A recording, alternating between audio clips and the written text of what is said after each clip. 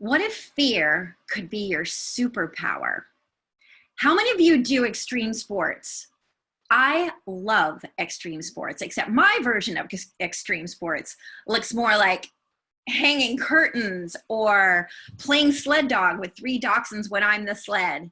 And of course, raising 3 amazing kids as a single mom. Now, how many of you do extreme sports, right? Well, my youngest daughter, on the other hand, has always been known for doing fearless, even impossible things. Have any of you ever been made to feel embarrassingly normal when you see others doing extraordinary things, right? Well, by the time that Sky was 22, she had been to 5 out of the 7 continents, teaching English, building schools, and working with the native cultures. This is where the video of the grotto goes on. On February 19th, 2016, Sky was with this group of tourists on a whitewater rafting excursion in Colombia, South America. They paddled into this beautiful grotto, and it was a perfect place for swimming. And if you didn't mind free climbing up a cliff, there was even a ledge for jumping and diving. Where are my people who think that free climbing up a cliff to jump off a ridiculously high ledge after you have just been practically drowned by the river rapids in Colombia sounds like something that you want to add onto your bucket list? Well, from my perspective, clearly there is not enough L'Oreal in the world to make it vaguely okay for me to try that. But I digress. So the rafts pulled up to the cliff. The helmets came off and everyone plunged in. Here's Sky scaling her way up the cliff, surrounded by her fellow travelers. One by one, these crazy people took the plunge, and the grotto was consumed in the sounds of laughing and splashing. It was a blissful scene, right? Until, just like that, it wasn't. First came the sound of the boulder breaking loose from the side of the mountain, and then the desperate screams from the group. Oh my God, the boulder, boulder, watch out, get out of the way. Everyone in the group made it to safety, except one. Yes, my daughter, Skylar. Sound of the phone ringing. I got the call at 3:15 that Friday. Skylar was in a tiny hospital somewhere in Colombia. At least 4 of her injuries were life-threatening. Not only had the boulder crushed her skull, the fall from the cliff had crushed and punctured her lungs, fractured her spine and scapulas, snapped the right thigh, and pulverized her ankle. I was told to fly down there immediately, and 4 heroic doctors would do their best to keep her alive long enough for me to come and say my final goodbyes. Talk about impossible, right? How many of you have ever faced losing someone that you loved? Wouldn't you agree that nothing prepares you for that call? So yes, I was consumed in the perfect storm of negative emotion, crushing fear, anger, despair, blame. But the worst of them was feeling powerless. I felt insignificant, inadequate, totally unqualified to be thrust into this role of the reluctant hero. And yet there was nothing that I wanted more desperately than to help my daughter create a miracle in this impossible situation. Well, life's gifts often come disguised as great challenges. And as it turned out, there is no better place to ask yourself some powerful questions than at 30,000 feet. And as I sat on that plane, I swore that if I was only able to do one impossible thing in my life, that one thing had to be to find my power to be there for my daughter. But the fear was overwhelming. How many of you know the saying that fear destroys more dreams than violence and disease combined, right? But then why, for some people, does it become their rocket fuel? Cus D'Amato, Mike Tyson's former manager, went so far to say that the fear energy is actually the friend of exceptional people. So the question now became, was I going to choose to let this moment empower me, or let it destroy me? And would fear be the enemy at my door, or could I find a way for it to inspire me? And that's when a little bit of magic happened. I began asking myself some new questions. Has anyone ever achieved something that others called impossible? Well, absolutely. Clearly, I was flying through the sky in one of those impossibilities. And I remember the story of the runner, Sir Roger Bannister, who on May 6, 1954, became the first human to run a mile in under 4 minutes, something previously considered to be impossible. However, his record lasted only 1 month because suddenly the impossible was now the what's possible. But what about medical miracles, right? Has anyone in history ever experienced something that others might call miraculous? Well, again, the answer is yes. Experts like Dr. Joe Dispenza show scientific proof that people can heal themselves of cancer, MS, even injuries. So clearly the evidence of so-called miracles was real. So what was the secret? Why had some people lived miracles when others did not? And why were some people able to transform impossibilities into realities while others just remained stuck? Was there a common denominator? The answer had to be yes. And the only logical common denominator had to have been their mindset, and specifically how they chose to embrace their boulders. Rather than let fear crush them, they used that energy to persevere. So, if a deliberately focused mind can transform the impossible, could an ordinary mom do this? Now, I know what some of you might be thinking. There I was on a plane headed to Bogota, wanting so desperately to help my daughter, and all I could come up with was embracing the crazy boulder that had almost killed her. And yet, what if a positively focused mind that is tapped into the energy behind so much fear truly is far more powerful and real than most of us realize? What if? So, as I zoomed toward the place where my daughter lay fighting for her life, I realized that where my mind had to go was where there is no bright side, because there is no dark side. Because think about it. If we try to look on the bright side, our focus, our energy is actually on this big looming dark side. And what we focus on expands, doesn't it? So I had to find the thoughts that helped me genuinely believe that the I'm possible was more probable than the impossible. I had to find one thought and then another that would help me inch my way from despair to a little bit of hope, and then from hope to a little bit of belief, and then finally, there it was.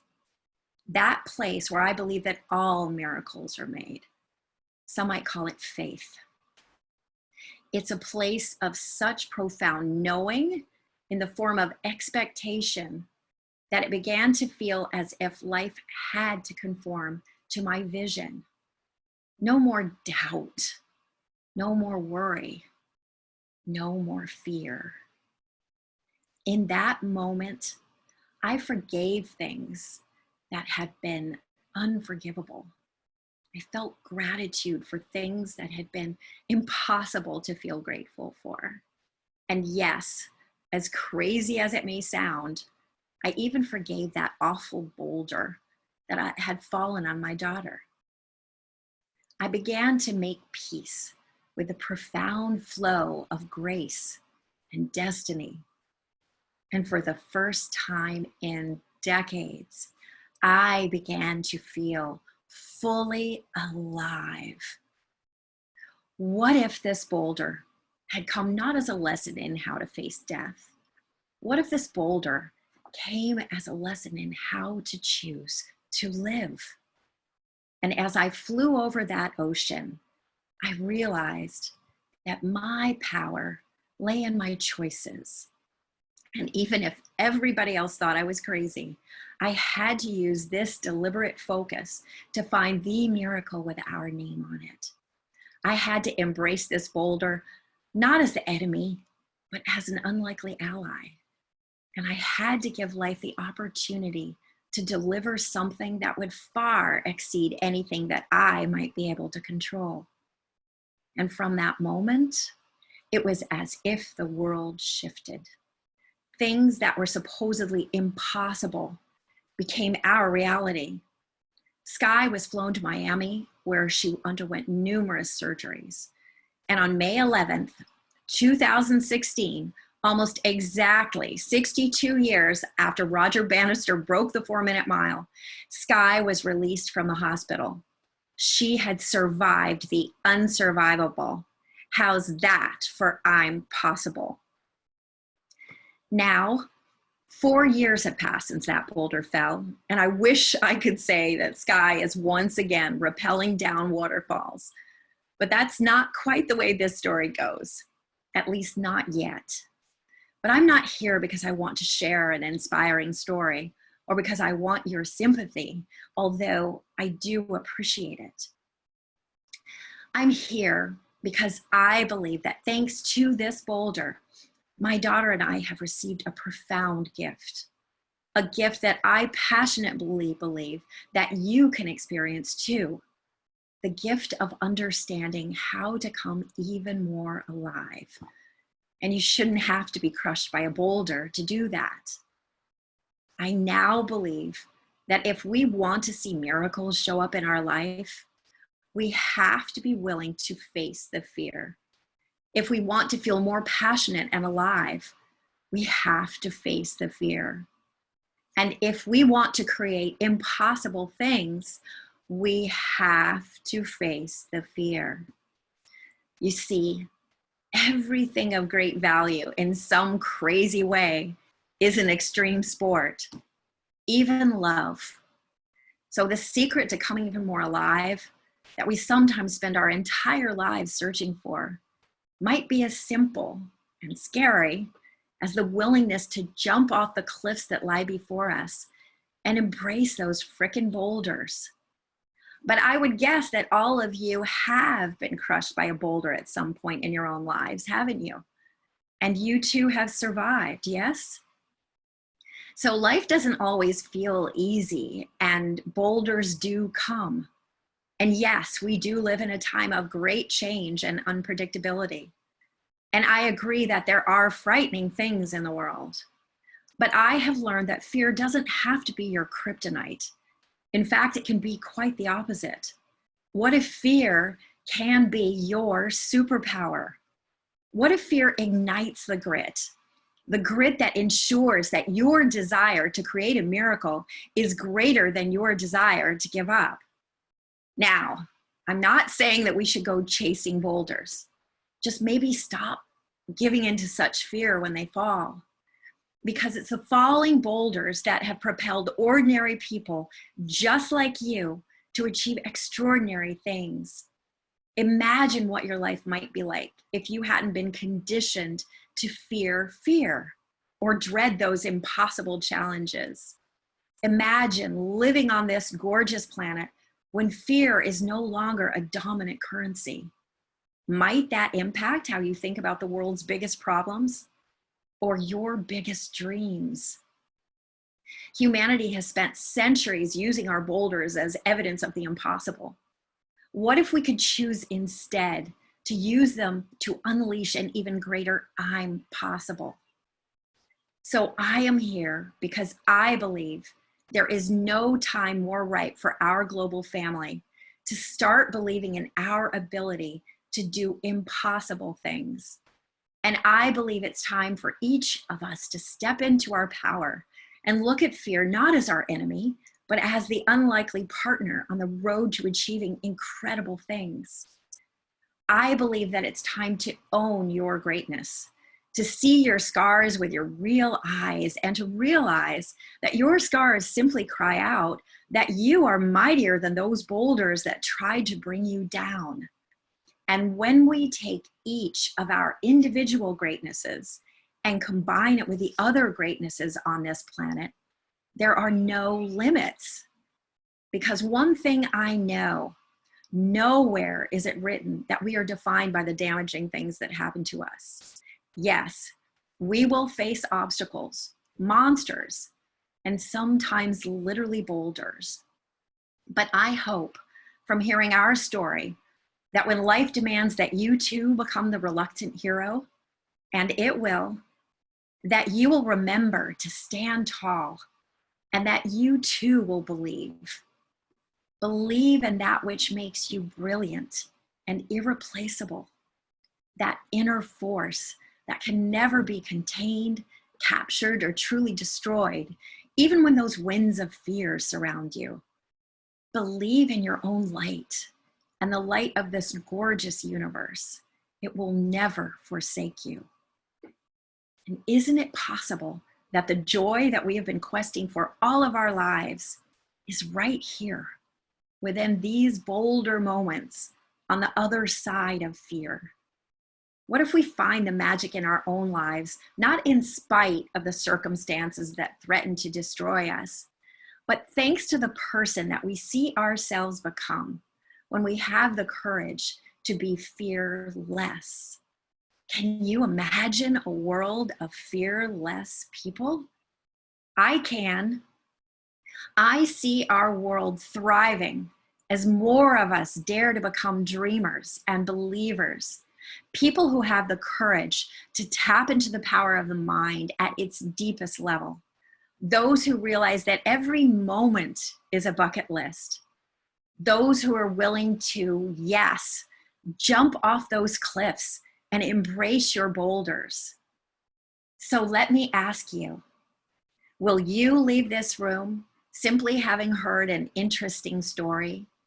Or will you join me in this last moment and lean in and imagine all of us together, united, looking out over the majesty of this amazing planet and fearlessly jumping over that cliff? Oh, wait, I believe we're missing someone. And this is where Skylar comes on stage. So thank you.